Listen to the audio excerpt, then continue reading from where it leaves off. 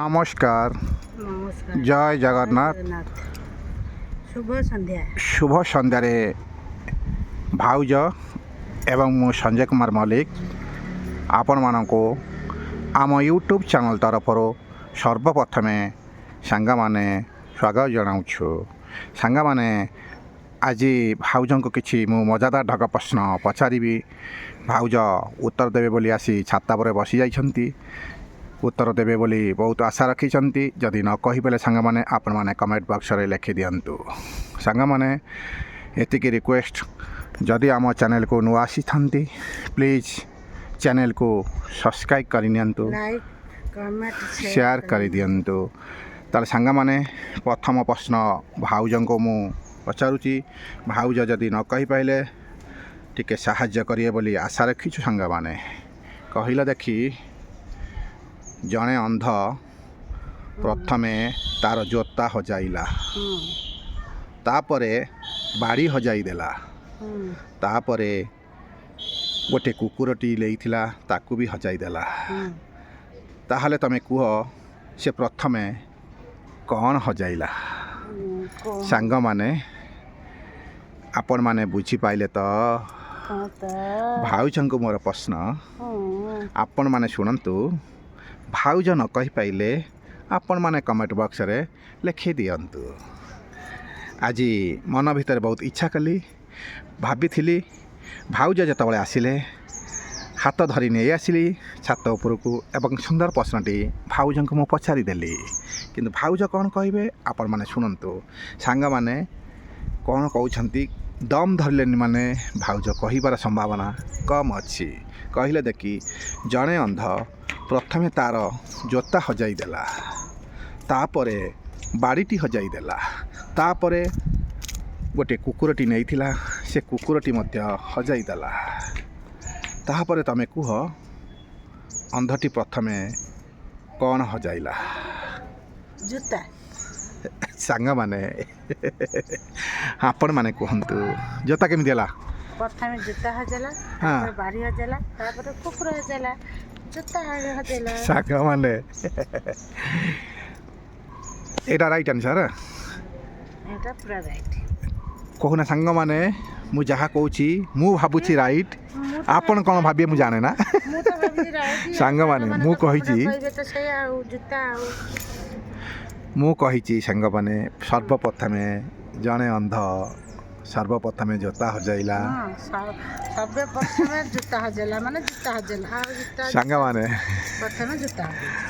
ଅନ୍ଧ ସର୍ବପ୍ରଥମେ କ'ଣ ହଜାଇଥାଏ ଆପଣମାନେ କମେଣ୍ଟ ବକ୍ସ ଦେବେ, କାରଣ ଉତ୍ତରଟି ମୁଁ କହିଲେ ଭଲ ହେବନି।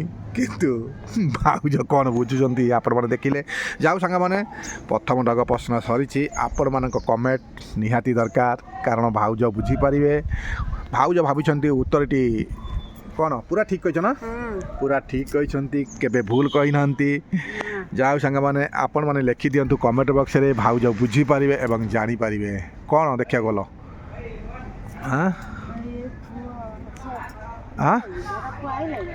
ନା ନା, ସେ ଆସିବନି, ସେ ଆସିଲେ ଆସିବ ଆଉ।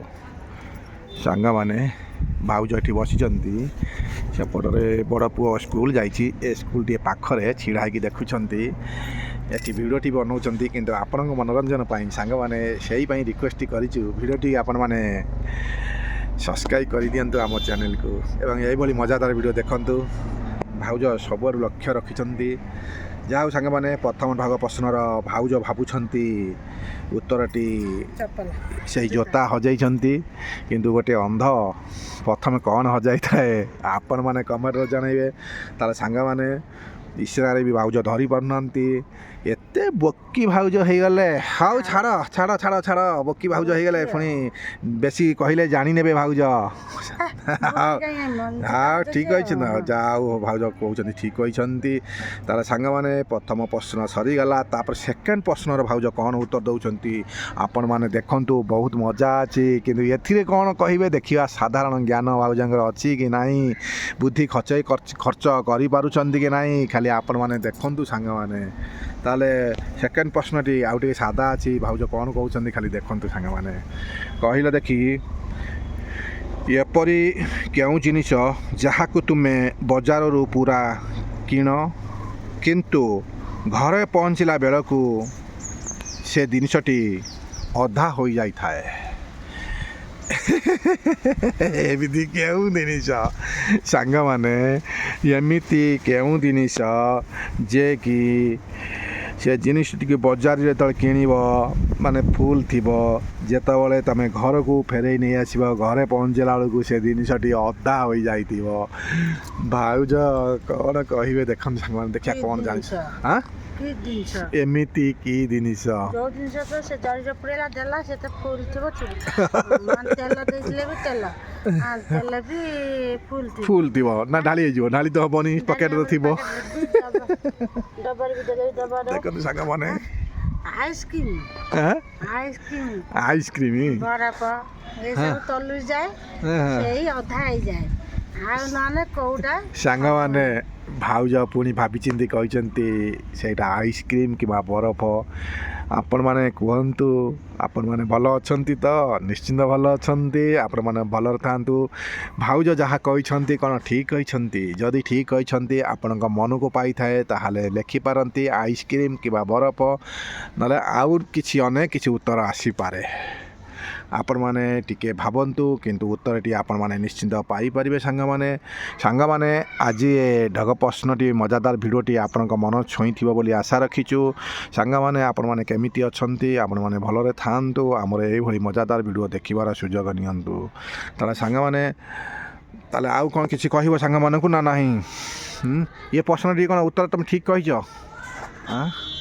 ନା ମ କହିଛି ଏଇଟା ରାଇଟ୍, ସେଟା ବି ରାଇଟ୍, ଏଟା ବି ରାଇଟ୍।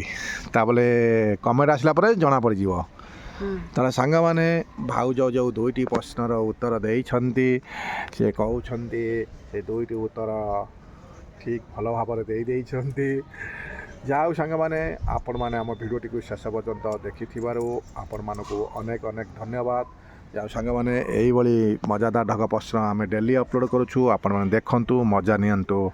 ଆସନ୍ତୁ ଏଇଭଳି ଭାଇ ଭାଉଜଙ୍କର ମଜାଦାର ଢଗ ପ୍ରଶ୍ନ ଶୁଣିବା, ଆମେ ହସିବା, ଅନ୍ୟମାନଙ୍କୁ ହସାଇବା, ସମସ୍ତେ ହସିବା, ଭାଇ ଭଉଣୀମାନେ ହସିବେ, ମା' ମାଉସୀମାନେ ହସିବେ।